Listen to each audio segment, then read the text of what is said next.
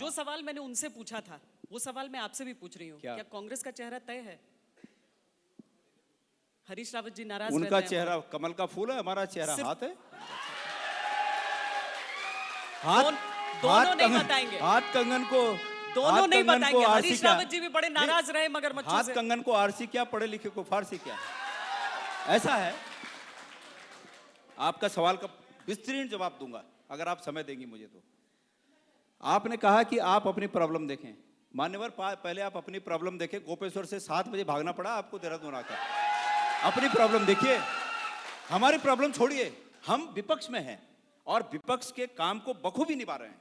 हमारा काम जनता की आवाज को उठाना है, आपका काम उसका सॉल्यूशन करना है। आज पूरा प्रदेश सड़कों पर है, आंदोलन कर रहा है और आपको अपने राजनीतिक मैनेजमेंट के लिए सुबह 7 बजे गोपेश्वर से भागकर यहां आना पड़ रहा है। अपनी प्रॉब्लम देखिए। और आपको समय रहते चेता रहा हूं कि ये मैनेजमेंट, बहुत बड़े मैनेजमेंट की आपको जरूरत पड़ने वाली है, इस बात का भी ध्यान रखना। समय रहते चेता रहा हूं आपको। और दूसरी बात, आपने कहा कि सत्ता से बाहर हो गए, क्यों घमंड करते हो? मैंने एक जगह आप ही के सामने कहा था कि पुरुष बलि नहीं होता है, समय होत बलवान, भीलन गोपिका हर ली है, वही अर्जुन वही बाण। मैंने कहा था, ये भाई शांत रहो, घमंड मत करिए कि हम सत्ता से, कांग्रेस को सत्ता से बाहर कर दिया आप लोगों ने। आप लोगों ने कुछ नहीं किया। इस देश की सत्ता पर अगर किसी को सत्ता नसीब किया है तो इस देश की जनता ने किया है, और कान पकड़कर नीचे उतारेगी वो भी इस देश की जनता उतारेगी। और अगले 2 महीने में इस प्रदेश की जनता तो निश्चित रूप में कान पकड़ के बीजेपी को नीचे उतारने वाली है। इस बात को ताकीद रखिए, इस बात को। अब आपने चेहरे की बात कही। देखिए, हम लोगों ने निर्णय किया है और मुझे उस निर्णय को आपके चैनल पे कहते हुए पूरे देश को, क्योंकि ये आपका चैनल राष्ट्रव्यापी चैनल है, पूरे देश तक की आवाज जाती है, मुझे खुशी है इस बात को कहने की कि हमने सबने राहुल गांधी जी की अध्यक्षता में बैठक की और ये उसमें तय किया कि चुनाव में हम हरीश रावत जी की अगुवाई में, उनके नेतृत्व में, उनके अगुवाई में हम चुनाव लड़ेंगे। सबने ये माना। कांग्रेस के जितने हमारे राज्य स्तर के नेता हैं, सबने इस बात को स्वीकार किया। और जहां तक मुख्यमंत्री बनने, आप जो असली आपका मकसद है मुख्यमंत्री बनने, इस पर भी हमने निर्णय किया कि कांग्रेस के जीते हुए विधायक और हमारा हाईकमान चुनाव जीतने के बाद इस बात पर बैठकर निर्णय करेंगे कि मुख्यमंत्री कौन होगा। ये सबने निर्णय किया है। हमारी परंपरा रही है, हमारी रणनीति भी कह सकते हैं आप, हमारी रणनीति है और हमारी रणनीति को बनाने के लिए हम स्वतंत्र हैं। हमें किसी की ओर थोड़ी देखना है कि कोई हमसे समझाएगा कि आप ऐसी रणनीति बनाओ। हमारी रणनीति है और उस रणनीति के तहत हम काम कर रहे हैं।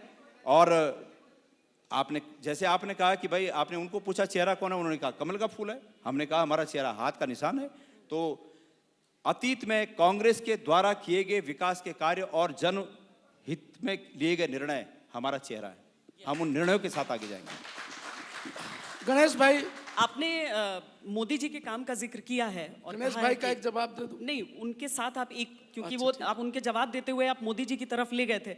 मैं ये साथ में जानना चाहती हूँ कि उत्तराखंड का काम मुझे बताइए। मतलब नहीं, जवाब सुन लेते हैं।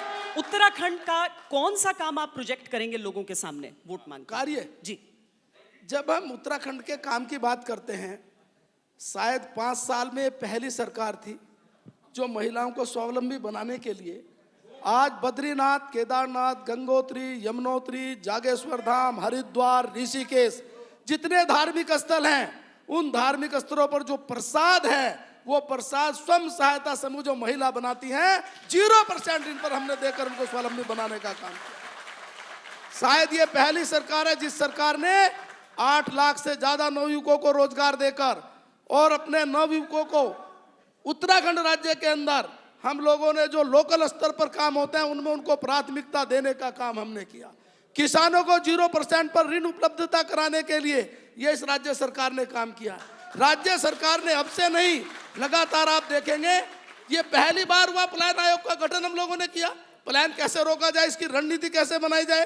किशोर भाई को बधाई देता हूं, कई बार उन्होंने त्रिवेंद्र जी की बड़ाई की है, उन्होंने कहा कि अच्छा काम हुआ है। किशोर भाई सच्चे इंसान है कांग्रेस में, कभी कभी वो सही बात कहते हैं, इसलिए भी मैं उनकी बड़ाई करना चाहता हूं। कई बार जब आप बात करते हैं कि राज्य के अंदर हम लोग लगातार 5 साल में, ऐसा कोई फील्ड नहीं है। आप देखेंगे हम लोगों ने, आपने यहां तक किया था, कहते हुए भी मुझे भी लग रहा है कि आपने ट्रेन की बात की, आपने कहा हमने फलाना शुरू किया।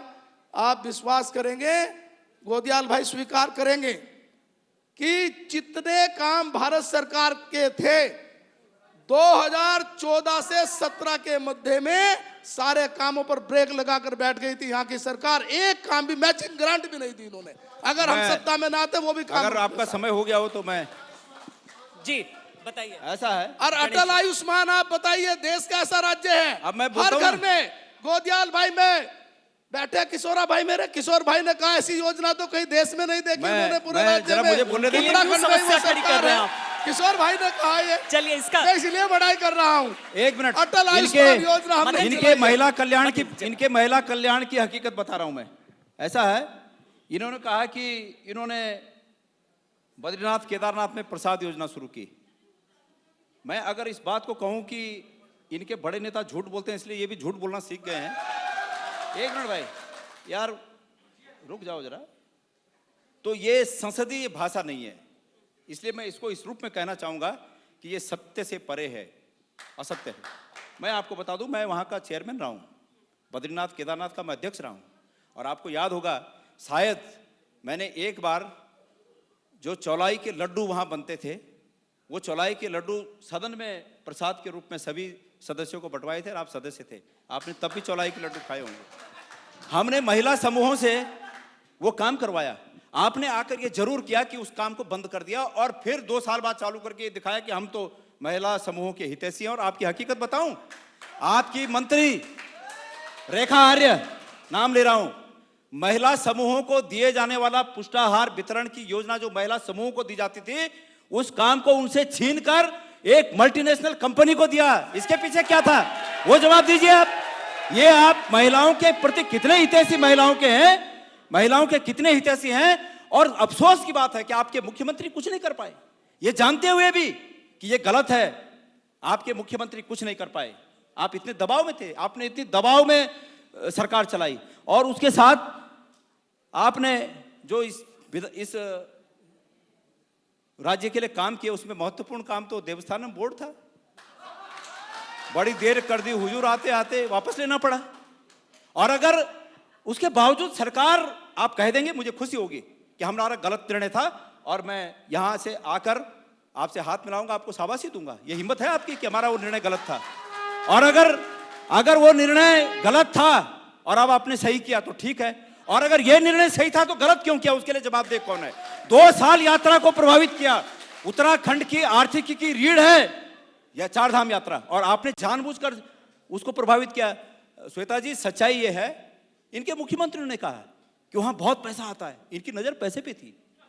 ये वो पार्टी है कि जिनकी नजर आस्था पे नहीं है, पैसे पे थी। और किस पैसे पे थी, हम जो पुरोहितों को दक्षिणा देते हैं उस पैसे पे उनकी नजर थी।